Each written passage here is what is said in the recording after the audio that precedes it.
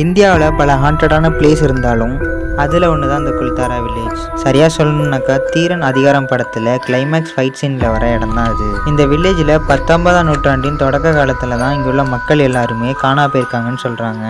இது ராஜஸ்தான் ஸ்டேட்டில் ஜெய்சால்மருங்கிற டிஸ்ட்ரிக்ட்லேருந்து 18 கிலோமீட்டர் தொலைவில் தான் இந்த கிராமம் இருக்கும். இங்கே வாழ்ந்த மக்கள் எல்லாருமே பாலியிலிருந்து குடியேறிய மக்கள்னு சொல்கிறாங்க.